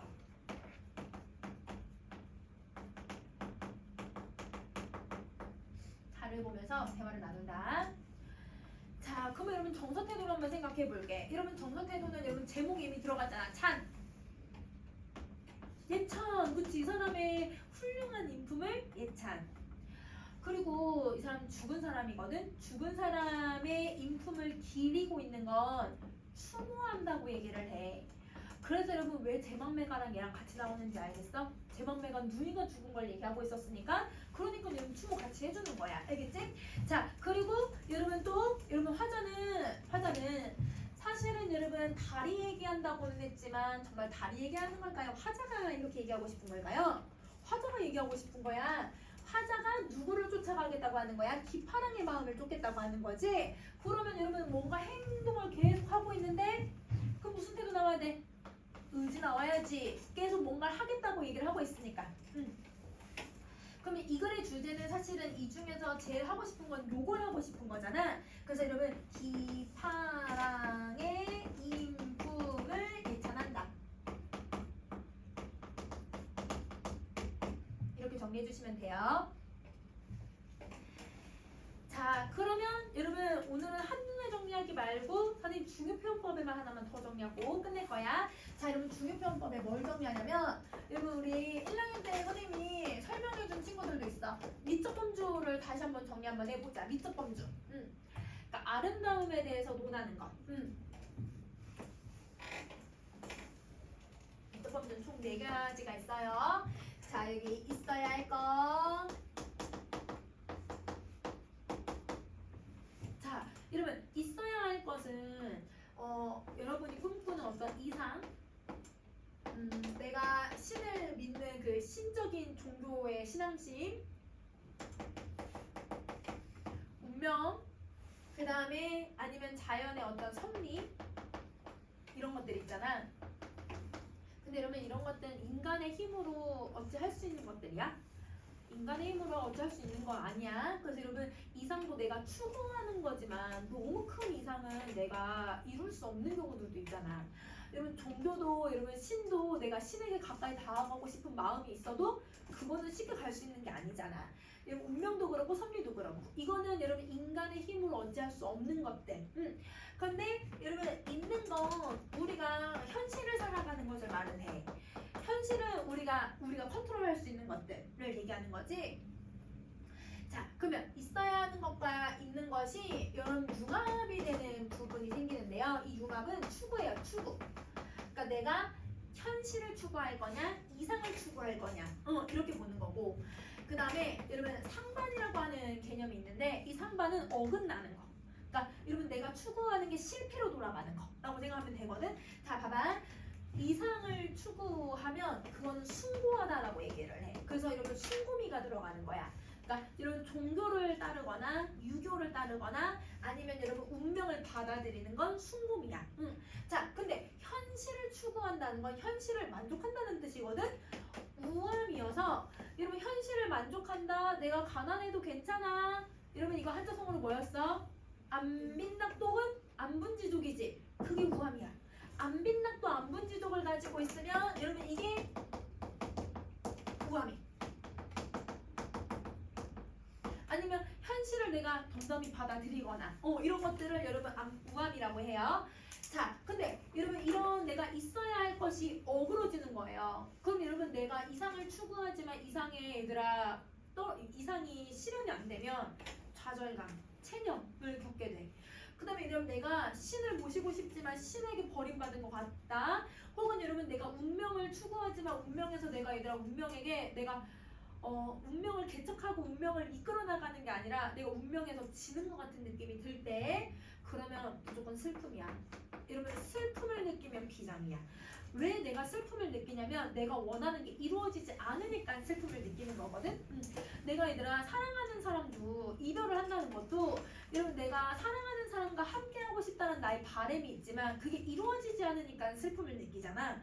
그럼 무조건 비장미야. 알겠지? 그래서 슬픔을 느끼는 거 찾아주면 돼. 자, 그 다음에 현실을 상반한다는 건 현실을 일부러 어그러뜨려서 신분을 의도적으로 이렇게 바꿔서 표현을 해버린다든지 여러분 내가 높여야 되는 이 사람을 낮춰서 표현을 한다든지 그러면 여러분 골개미가 만들어지는데요. 내가 높여야 되는 사람을 여러분 의도적으로 깎아내리면서 비판을 하면서 웃음거리로 만드는 경우가 있어. 여러분 비판하면서 웃음거리를 만드는 게 뭐야? 풍자. 그렇지. 여러분 풍자가 골개미야. 그 다음에 얘들아 익살스럽게 웃음거리로 만드는 거는 해악이야. 그렇지. 그래서 풍자와 해악이 들어가면 골개미가 돼요. 그러면 여러분 이 창기파랑가는 여기서 무슨 미가 들어가 있어야 돼요? 숭고미야. 왜냐면 맞아. 화랑의 정신을 추구해야 된다고 하고 내가 추구하는 이런 기파랑이라고 하는 사람을 계속 따르려고 하잖아. 그러니까 여러분 숭고미가 들어가는 거야. 하나 더 있어. 죽은 사람을 기리는 거거든. 죽음은 비장미. 그렇지. 비장미와 여러분 숭고미가 같이 들어가야 되는 거야. 알겠지? 이런 식으로 받아주면 돼. 그러면 여러분 우리 만약에 가는 길 여러분 김소월에 가는 길 배웠었잖아. 가는 길은 어땠어 얘들아? 내가 이별에서 슬픔을 느꼈으니까 무슨 미가 있어야 돼? 비장미 있어야 돼. 이런 거 생각해주면 되는 거야. 알겠지? 그래서 아니면 또 여러분 자연을 얘들아 내가 즐기면서 사는 작품들이 있었잖아. 자연을 즐기는 건 우함이 이렇게 생각해주면 되는 거지. 이렇게 하면 비점법도 구분할 수 있을 것 같아. 그럼 여러분 한눈에 정리하기는 정리할 거 없으니까 그렇게 내용 정리해주시면 돼요. 여러분 어휘는 13, 14, 15야. 13, 14, 15. 여러분 세쪽